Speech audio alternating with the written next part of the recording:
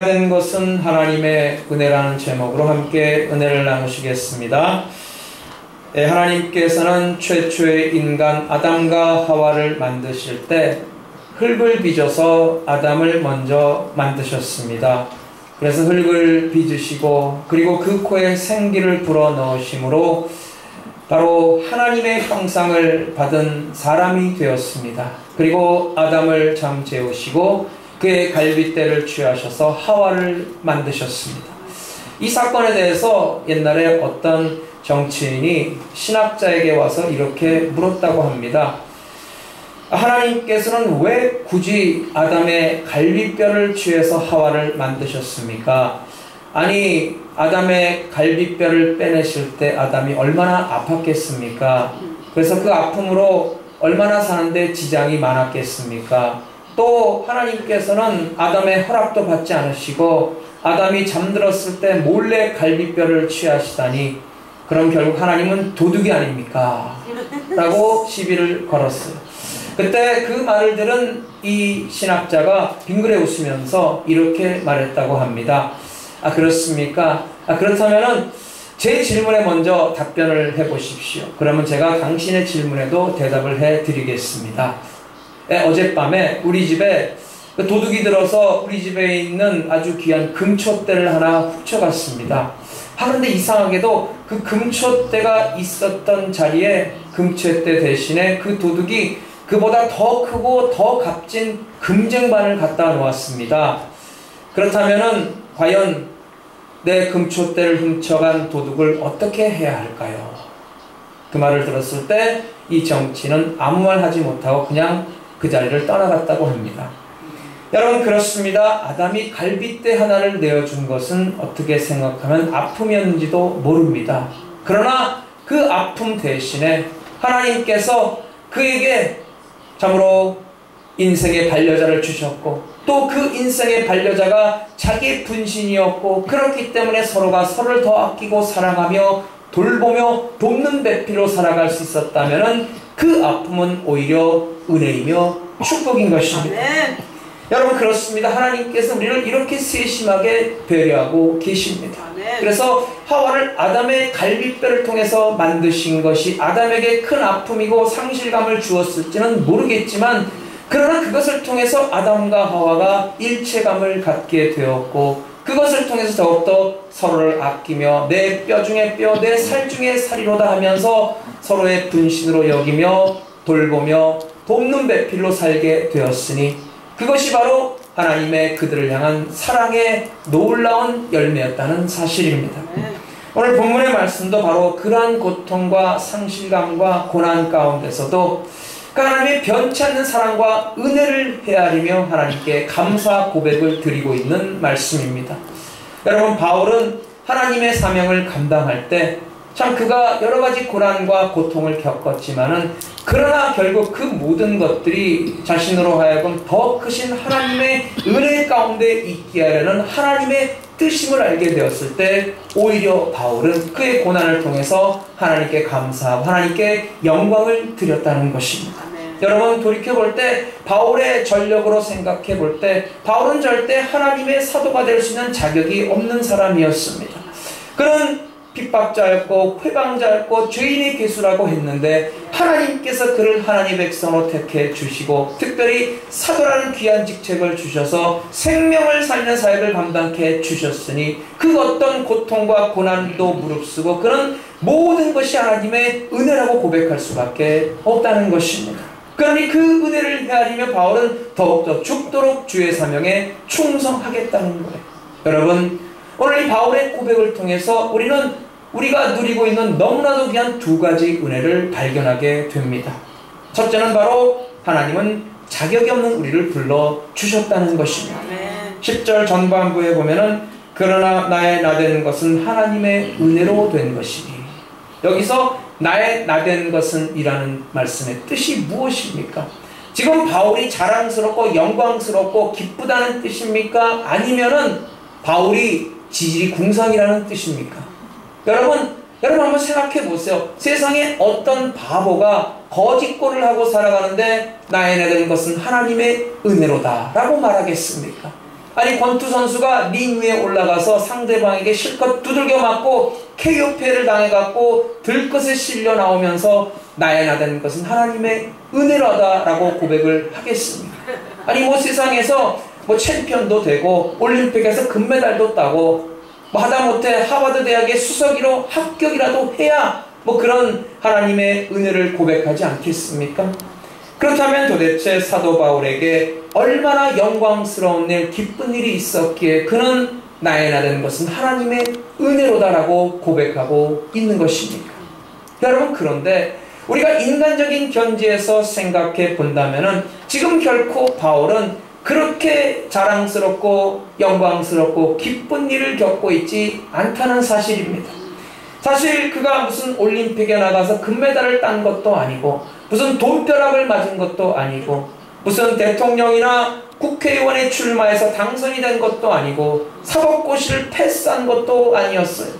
오히려 그가 가지고 있던 모든 것들을 빼앗기고 그리고 남아있는 것들은 멸시와 천대와 고난과 핍박이었다는 사실입니다. 바울은 주님을 위해서 선교여행을 할 때 수많은 고난을 당했습니다. 매도 얻어맞고 감옥에도 수없이 갇혔어요.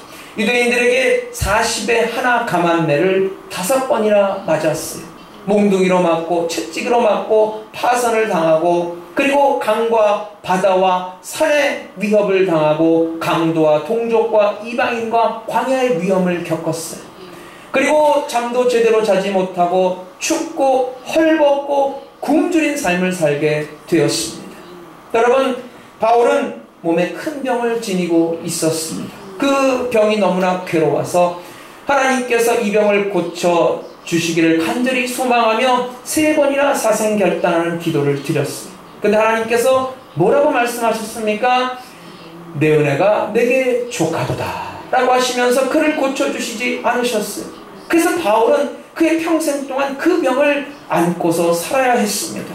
그런데도 그런 바울이 원망하거나 불평하거나 낙심하지 아니하고 오히려 나의 나된 것은 하나님의 은혜로다라고 고백하며 하나님께 영광을 돌리고 있다는 것입니다. 여러분, 솔직히 인간적으로 본다면 바울이 지금 뭐가 그렇게 좋은 일이 있다고, 바울이 지금 뭐가 그렇게 감사하고 즐겁게 생각할 일이 있다고 이렇게 모든 것이 하나님의 은혜라고 고백하고 있는 것입니까? 여러분 한번 생각해 보세요. 힘들고 고통당하고 핍박당하고 얻어맞고 감옥에 갇히고 빼앗기고 헐벗고 굶주리고 목마르고 온갖 위협을 당하고 살고 있는데 뭐가 그렇게 즐겁고 기쁘다는 것입니까? 아니 예수 믿고 나서 돈 좀 많이 벌고 사업 잘 되고 자식 잘 되고 그리고 육신의 질병도 깨끗이 고침받고 좀 부자가 되어야 하나님 앞에 감사하고 하나님의 은혜라고 얘기할 것 아닙니까? 아니 근데 세상의 모든 고난을 혼자 다 짊어지고 가면서 뭐 그렇게 잘났다고 자기가 그렇게 하나님께 감사하다고 하나님의 은혜로 살아간다고 고백하고 있냐는 거예요. 바울은 매를 얻어맞아도 아픔을 느끼지 않는 사람이기 때문에 그렇습니까? 바울은 굶어도 전혀 배고픔을 느끼지 않는 사람이기 때문에 그렇습니까? 여러분, 그렇지 않습니다. 바울도 우리와 똑같은 사람입니다. 바울도 얻어맞으면 아픔을 느끼고 며칠 굶주리면 배가 고파서 견딜 수 없는 사람이었고 그리고 잠을 자지 못하면 그 눈꺼풀이 천근처럼 무겁게 느껴지는 우리와 똑같은 사람이었어요. 여러분, 바울도 우리와 똑같이 아픔과 고통과 불행과 괴로움과 외로움을 느끼는 그런 사람이었습니다.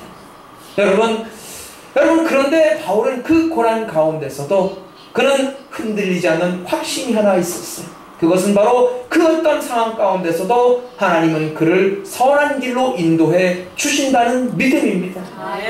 여러분, 바울이 어떻게 그런 상황 가운데서도 그런 위대한 고백을 할 수가 있었을까요? 오늘 본문 9절을 보세요. 나는 사도 중에 지극히 작은 자라 내가 하나님의 교회를 핍박하였으므로 사도라 칭함을 받기에 감당치 못할 자로다.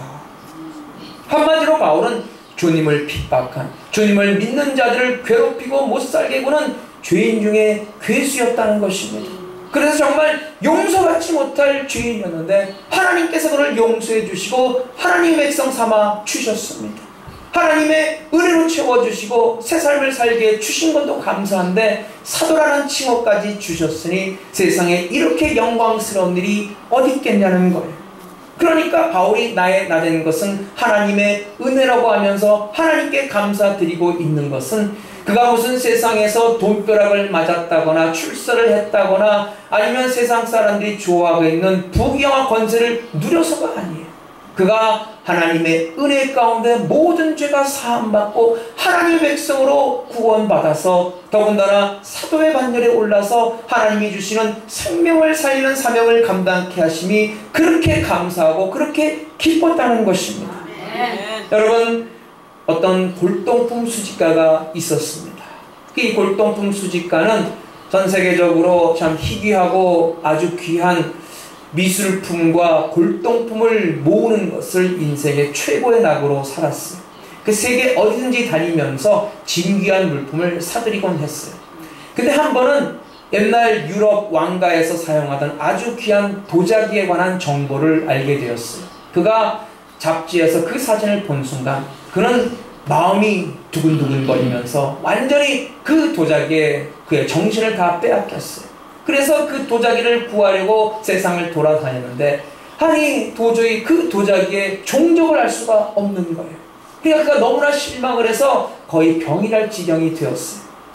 그러던 어느 날 잡지를 읽고 있는데 그 도자기에 관한 기사가 실린 거예요. 아니 그런데 읽어보니까 그 도자기가 어떤 사람에게 팔렸다는 거예요. 그래서 이 사람이 생각하기를 세상에 어떤 자가 이 도자기를 사갔을까? 어떤 자가 나보다 한 발 앞서서 이것을 가져갔을까? 하면서 정말 그 사람을 부러워하는 마음으로 그 도자기를 사간 사람의 이름을 확인하니까 누구였어요? 바로 자기 자신이었다는 사실입니다. 이 사람이 그 도자기를 구입해 놓고 집에 갖다 놓고도 까마득하게 잊어버리고 있었어요. 그것도 모르고서 그 도자기를 구하겠다고 발품을 팔아가면서 전 세계를 돌아다니며 헛고생을 했다는 것입니다. 살 때뿐이었지 그 도자기를 잊어버리고 있었다는 거예요. 여러분, 이렇듯 사람이 정말 자기가 가지고 있는 그 소중한 것에 대한 그 고마움을 모르고 살아갈 때가 많다는 것입니다. 여러분, 우리가 받은 바 하나님의 은혜도 그렇습니다. 여러분, 우리가 받은 그 은혜를 은혜로 알아야만 그것이 은혜가 되는 것입니다. 하나님의 은혜를 은혜로 여기지 않으면 그것이 우리에게 은혜가 되지 않습니다.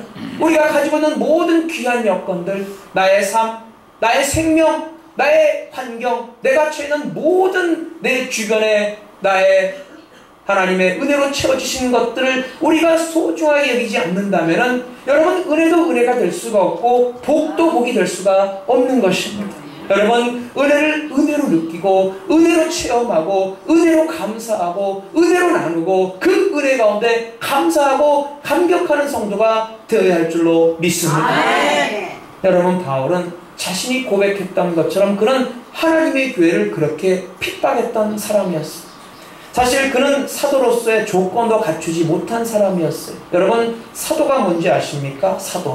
사도란 한마디로 말해서 예수님께로부터 직접 부르심을 받고 예수님의 가르침을 직접 받고 예수님의 그 사랑과 은혜 가운데 교훈을 받고 예수님과 함께 동행했으며 특별히 예수님의 십자가의 죽으심과 부활과 승천하심을 직접 목격한 사람들입니다. 그러니까 베드로, 안드레, 야고보, 요한과 같은 예수님의 12제자예요. 그들은 예수님으로부터 직접 부르심을 받고 예수님과 함께 생활하면서 예수님께로부터 직접 배우고 훈련을 받았어요. 그리고 예수님을 통해서 그들이 세상에 파송되었습니다. 그런데 바울은 어떻습니까? 그런 경험이 전혀 없는 사람이에요. 그는 예수님을 살아생전에 만나 뵌 적도 없고 예수님의 가르침을 받은 적도 없어요. 예수님의 십자가 죽음이나 부활이나 승천을 직접 목격하지도 못했어요. 오히려 그 예수님을 믿고 섬기는 사람들을 못살게 굴고 핍박했던 사람이었어요. 그러니 어떻게 바울이 사도로서의 자격이 있는 사람입니까? 여러분, 인간적인 견지에서 바울은 도저히 자격 미달의 사람이에요. 그런데 하나님께서는 그를 부르셔서 사도의 반열에 세우시고 생명을 살리는 귀한 삶을 맡겨 주셨다는 것입니다. 그 은혜에 감사하며 바울은 넘칠 줄 모르는 그런 감격으로 그 사명에 충성하겠다는 것입니다. 여러분 그렇지 않습니까? 여러분, 만약 내게 큰 능력이 있어서 그 능력을 발휘할 수 있는 조건이 주어졌다면 어떻겠습니까? 우리에게 충분한 우리의 자격이 있고 실력이 있어서 그 실력을 발휘할 수 있는 그런 대우를 받는다면 어떻게 생각합니까? 우리가 고맙게 여깁니까? 아니면 당연하다고 여깁니까? 아마 내가 실력이 있으니까 이만큼의 대우를 받는다고 더 당연하게 여길 것입니다. 그러나 바울은 아무리 생각해도 죽었다 깨어나도 그는 그렇게 사도로서의 자격을 갖춘 사람이 아니라고 생각되었기 때문에 그럼에도 불구하고 그를 하나님의 자녀로 삼아주시고 하나님의 사도로 위대한 사명을 감당케 해주신 그 하나님의 은혜가 너무나도 고마웠다는 것입니다. 그래서 바울에게는 하나님의 은혜의 빚진 자라는 강한 의식이 있었어요. 아무리 생각하고 또 생각해도 그는 도저히 하나님의 은혜를 감당할 자격이 없는데 그 크신 은혜를 베풀어 주시고 인도해 주셨으니 바울은 진정으로 하나님의 그 크신 은혜에 빚진 자라는 생각을 하게 되었다는 것입니다. 그래서 그 은혜에 조금이나마 보답하기 위해서 그의 전생애를 다 바쳐서 주의 사명에 목숨을 걸었다는 거예요. 여러분, 바울은 그 은혜가 너무나도 크고 너무나도 위대하기 때문에 그 감격이 너무나도 크기 때문에 그가 살든지 죽든지 슬프든지 괴롭든지 즐거우든지 기쁨으로 그의 사명을 감당했다는 것입니다. 여러분 우리는 어떻습니까? 여러분, 우리는 하나님 앞에 그런 자격이 있는 사람들입니까? 여러분, 우리가 저 영원한 하늘나라의 기업을 받을 만한 자격이 있는 사람들입니까? 여러분, 사실 우리가 뭐가 그렇게 대단합니까? 우리가 하나님의 그 크신 사랑을 받을 만큼 뭐 그리 이쁜 짓을 많이 했습니까? 우리가 뭐가 그렇게 똑똑해서 저 하나님을 알 수가 있었겠습니까? 우리가 무슨 그런 큰 지혜가 있어서 하나님의 그 신비한 구원의 비밀을 알 수가 있었겠습니까?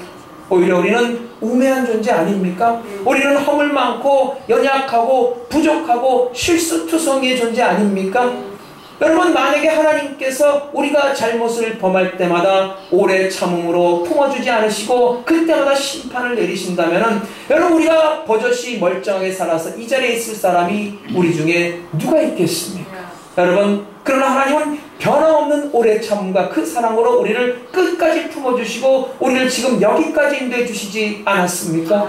여러분, 하나님께서 오늘도 구원받은 우리가 연약하고 부족하지만 이렇게 품어주시고 인도해 주시고 사랑으로 감싸 주신다는 것입니다.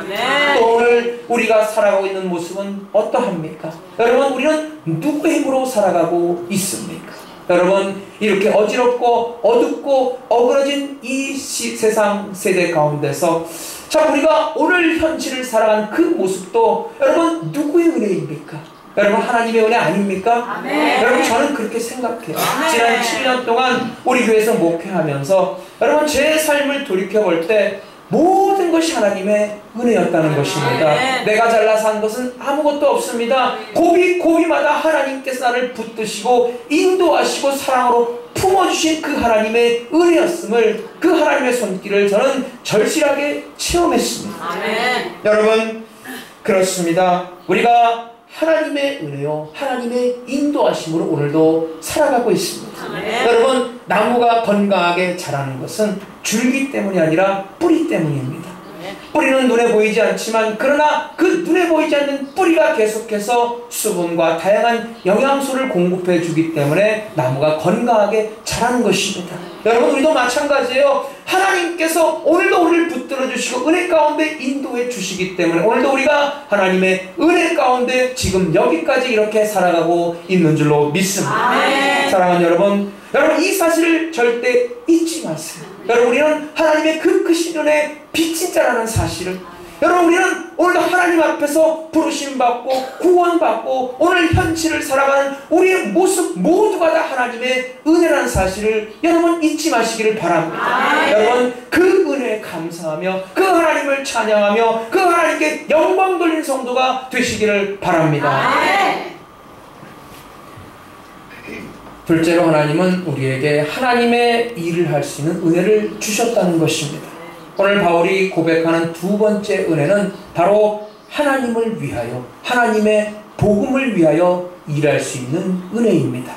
10절 말씀을 다시 보면은 그러나 나의 나된 것은 하나님의 은혜로 된 것이니 내게 주신 그의 은혜가 헛되지 아니하여 내가 모든 사도보다 더 많이 수고하였으나 내가 아니요 오직 나와 함께 하신 하나님의 은혜로라.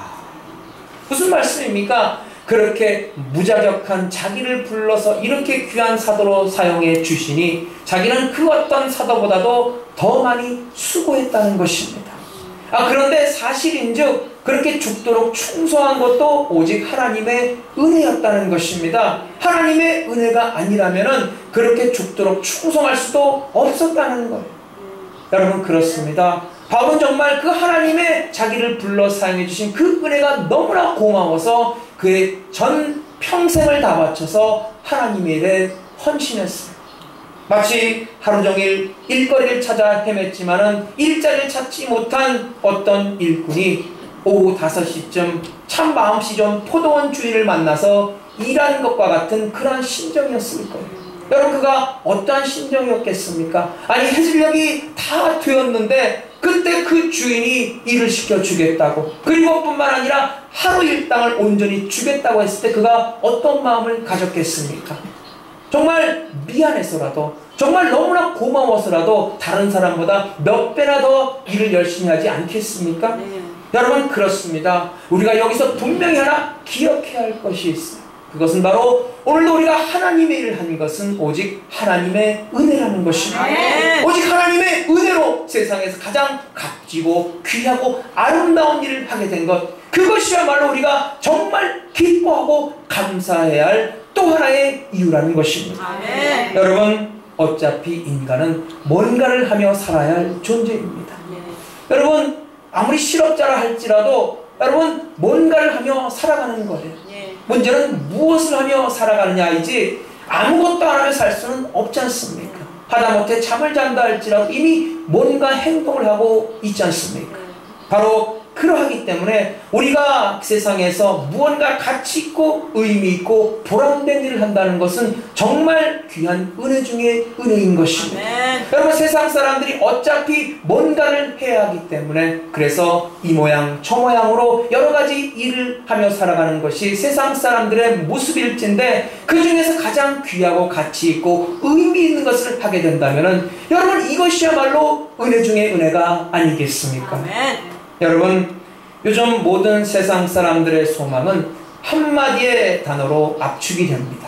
그것이 바로 9988234입니다. 여러분, 그게 뭔지 아세요? 몰라요. 9988234. 네? 99세까지 팔팔하게 살다가 2, 3, 4일 앓다가 죽는다. 정말 희망사항이죠. 그렇게 되면 얼마나 좋습니까? 9988234. 근데 여러분, 사실 2, 3, 4일 앓는 것도 쉬운 게 아니에요. 여러분, 정말 몸에 병이 들어서 아플 때는 2, 3, 4일 앓는 것도 얼마나 힘든지 몰라요. 여러분, 그때는 정말 몸이 아파서 하루가 천년처럼 느껴진다는 거예요. 그래서 이 9988234도 더 이상 통하지 않아요. 요즘은 이 9988234를 바꿔서 새로운 말이 나왔어요. 그게 뭔지 아십니까? 9988 즉사. 근데 여러분, 저는 그렇게 생각해요. 9988-234든 9988 즉사든 여러분, 그것은 크리스찬의 입장에서 볼 땐 절대 동의할 수 없는 말이라는 것입니다. 여러분, 그것은 우리가 어떻게 무엇을 하며 사는 것이 중요한 것이 아니라 그저 오래만 살면 되고 그저 몸 편하게 살면 된다는 그런 말 아닙니까? 여러분, 그러나 크리스찬의 삶에 대한 바른 자세는 양에 있는 것이 아니라 질에 있습니다. 그러니까 여러분, 우리가 얼마나 오래 즐기게 이 세상에 사느냐, 그게 중요한 것이 아니라 바로 올바른 크리스찬의 삶의 자세는 어떻게 살며 무엇을 하며 사는가에 있다는 거예요. 여러분, 생각해 보세요. 99세까지 살면서 남에게 피해나 주고 못된 짓이나 저지르고 괜히 밥이나 축내고 대변이나 만들고 살아가면은 여러분, 그 인생에 무슨 의미가 있겠습니까? 여러분, 그래서 오늘도 우리가 살아갈 때 우리는 의미 있고 아름다운 가치 있는 일을 해야 합니다. 여러분, 그것이 바로 우리가 생명을 살려내는 일이고 생명체에게 기쁨을 주는 일이고 은혜를 나누어 주는 일입니다. 여러분, 그렇습니다. 우리가 정말 세상에서 뭔가 유익한 일을 하며 살아간다는 것, 여러분, 정말 그것은 기쁨 중에 기쁨입니다. 여러분, 그래서 우리가 무언가를 일할 수 있다는 것, 그것이 얼마나 큰 축복인지 몰라요. 여러분, 그래서 우리의 정말 일을 할 수 있는 그런 건강, 우리가 일할 수 있는 삶의 여건, 우리가 일할 수 있는 지혜, 일할 수 있는 일터, 우리에게 주신 그런 모든 일을 할 수 있는 그런 터전이 우리가 다 감사할 제목이 되는 것입니다. 우리에게 더 크신 은혜와 더 크신 축복이 된다는 사실을 우리는 분명히 알아야 합니다. 그러므로 물론 우리가 때때로 일하면서 힘들고 피곤하고 스트레스 받을 때도 있지만은, 여러분, 우리에게 허락해 주신 그 모든 삶의 일터, 삶의 터전이 다 하나님의 우리를 향하신 귀한 은혜라고 생각하고 우리의 맡은 삶의 자리에서 더욱더 최선을 다해 열심히 일하는 성도가 되시기를 바랍니다. 여러분, 세상의 일도 그러할진데 하물며 생명을 살리는 하나님의 일이야 더 말해 무엇하겠습니까? 여러분, 세상에서 정말 사람들에게 기쁨을 주고 유익을 주고 정말 생명을 지키는 일을 할 때 얼마나 보람되고 가치 있고 여러분 기분 좋은 일입니까? 연약하고 부족한 사람들에게 용기를 주고 그리고 소망을 주는 일이야말로 정말 보람된 일 아닙니까? 하물며 우리가 영원한 생명을 나눠주고 영원한 축복을 나눠주고 영원한 은혜를 끼치는 이 하나님의 일이야말로 여러분 더 말해 무엇하겠습니까? 여러분, 그러므로 여러분 각자 일터에서 열심히 일하세요. 여러분 사업하시는 분도 열심히 하시고 직장생활 하시는 분도 열심히 성실하게 하세요. 여러분, 그것이 모두가 다 하나님께서 은혜 가운데 나에게 주신 그 하나님의 사랑임을 깨닫고 여러분의 맡은 자리에서 최선을 다하시기를 바랍니다. 그러나 또 한 가지 잊지 마세요. 여러분, 우리가 세상에 우리가 맡은 자리에서 열심히 수고하고 일하는 것도 중요하지만, 그러나 그것보다 더 중요하고 더 아름답고 더 가치 있는 일, 바로 우리가 하나님을 위해서 뭔가를 할 수 있다는 사실입니다. 여러분, 우리가 하나님을 위해서, 하나님의 교회를 위해서, 죽어가는 생명을 살리는 사명을 위해서 우리가 뭔가 할 수 있다는 것이 바로 가장 큰 은혜 중에 은혜인 줄로 믿습니다. 그러므로 여러분, 세상에서 열심히 각자의 위치에서 일하되 여러분 주님의 일도 열심히 하시기를 바랍니다. 여러분, 주님의 영광을 위해서, 주님의 그 영광의 나라를 위해서도 열심히 수고하시기를 바랍니다. 우리가 누군가를 위해서 뭔가를 할 수 있다는 것, 여러분 그것이 얼마나 귀한 일입니까? 여러분이 선물 받을 때 기분 좋죠. 여러분, 근데 기분 더 좋을 때는 남에게 선물을 줄 때예요. 내가 준 선물을 받아주고 그 사람이 기분 좋아할 때 얼마나 마음이 뿌듯하고 행복한지 몰라요. 여러분, 그 심정을 이해하시잖아요. 여러분은 베풀기를 잘하시니까. 여러분, 남에게 도움을 받으면 참 기분이 좋아요. 근데 기분 더 좋을 때는 남에게 도움을 줄 때입니다. 사실 여러분, 도움 받을 때 어떤 마음이 드십니까? 왠지 내가 초라하다는 생각이 들지 않으십니까? 왠지 자존심 상하고 내가 빚을 진 것 같은 그런 생각이 들지 않습니까? 그러나 남에게 도움을 줄 때는 그렇게 행복하고 기쁠 수가 없어요. 여러분, 사람의 일도 그러할진데 우리가 주님 앞에 드릴 때 여러분 그 기쁨과 은혜야 말해 무엇하겠습니까? 여러분은 교회에서 섬기는 일을 맡으실 때 여러분 얼마나 자랑스럽게 여기십니까? 여러분이 부족한다 할지라도 내가 그 누구보다 열심히 맡은 바 수고하며 최선을 다할 때 여러분은 그것에 대해서 정말 마음 뿌듯해하며 기뻐하며 감사하고 있습니까? 아니면 혹시나 만에 하나, 아니 다른 사람들을 편하게 지내는데 왜 나만 이렇게 굳은 일을 도맡아서 해야 돼? 이렇게 불공평할 때가 어디 있어? 하면서 다른 생각을 하실 때는 혹시 없습니까? 내가 할 일도 너무나 많은데, 내 가정도 잘 못 돌보는데 내가 왜 혼자서 일을 다 해야 돼? 하면서 불만을 품을 때는 혹시 없었습니까? 여러분, 우리가 주님을 위해 수고할 수 있다면 여러분 그것보다 더 큰 은혜는 없는 것입니다. 여러분, 그것보다 더 큰 복은 없는 것입니다. 여러분, 그것보다 더 큰 영광은 없는 것입니다. 여러분, 우리가 세상적으로 누군가의 목숨을 살려준다면 그게 얼마나 복되고 얼마나 아름다운 일입니까? 낙심한 자에게 소망을 주고 용기를 주고 기쁨을 주는 일이 얼마나 참으로 귀하고 즐거운 일입니까?